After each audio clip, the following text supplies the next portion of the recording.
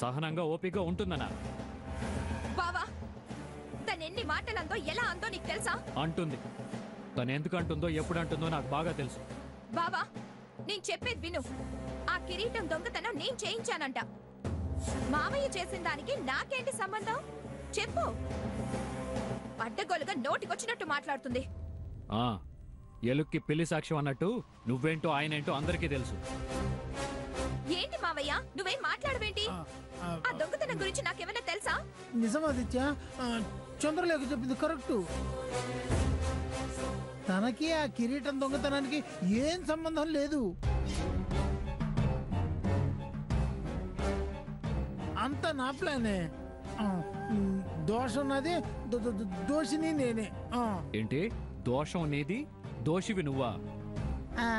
నువ్వే నీ తప్పును ఒప్పుకుంటున్నావుగా. ఈ ధైర్యం ఎందుకు వచ్చింది నీకు?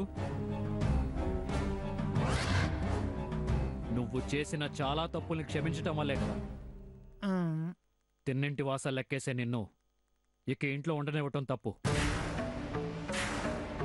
వెళ్ళు, ఈ ఇంట్లో దోషులకి స్థానం లేదు. వెళ్ళు.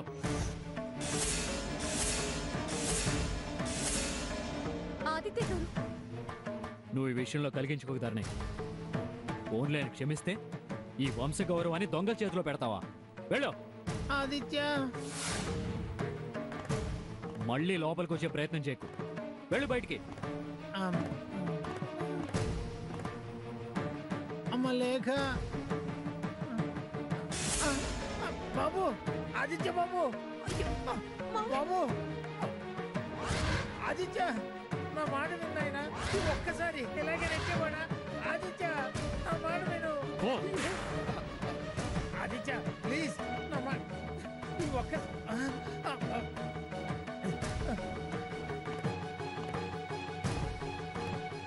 చాలా కళ్ళు చల్లబడ్డాయా? లేక ధరణి నీ విషయంలో ఒక్క మాట అన్నావో బాబాయిని వెతుక్కుంటూ నువ్వు కూడా వెళ్లాల్సి ఉంటుంది. అత్తయ్య లేదని ఆగాల్సి వస్తుంది. Take care.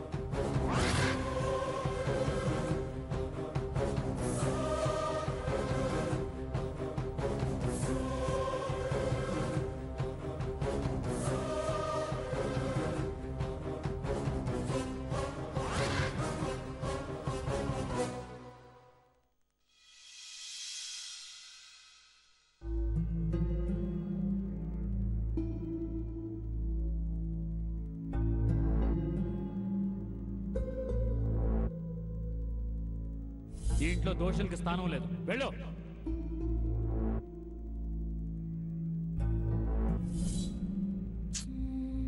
పాపం సత్తిపండు గారు ఆకలికి అస్సలు ఉండలేరు.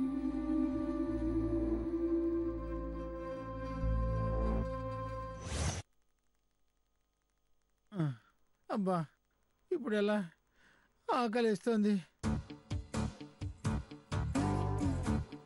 నా జాతకంలో ఆ జ్యోతిష్కుడు దేనికి ఇబ్బంది పడవని చెప్పాడే. ఇప్పుడు ఎందుకు ఇలా అయింది? రే సత్యపండు, హాయిగా తిని కూర్చోక దిక్కుమాలిన పనులు చేసి కష్టాలు కోరి కొరి తెచ్చుకున్నట్టయిందిరా. ఇవాళైతే ఎలాగోలా చేస్తాం, మరి రేపు చిప్ప చేత పట్టుకోవడం తప్పదేమో.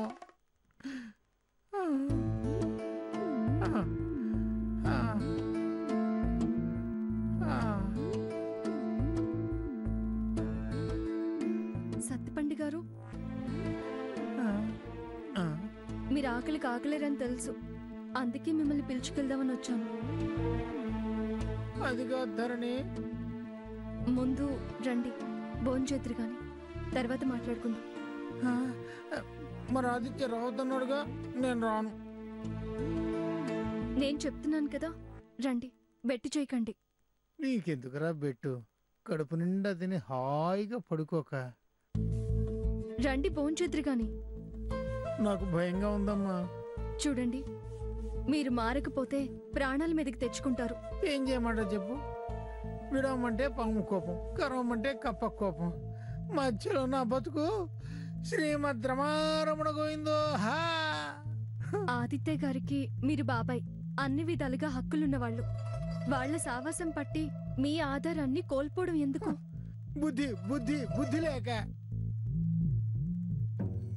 జనం తక్కువై నా వల్ల కాదు అన్న నన్ను ఇలా ఇరికిస్తోందమ్మా. చంద్రలేఖేమో హాయిగా ఇంట్లో ఏసీ వేసుకొని పడుకుంది. మీకు ఈ కర్మేంటి? అంతా నా జాతకం. జాతకం తల్లి, జాతకం. జాతకం కాదు, మీ ప్రవర్తన. ఇప్పుడైనా మారండి, లేకపోతే ఇలాగే అవస్థలు పడాల్సి వస్తుంది. ఆ, మారతా అని ఓ మాట అంటే పోలా.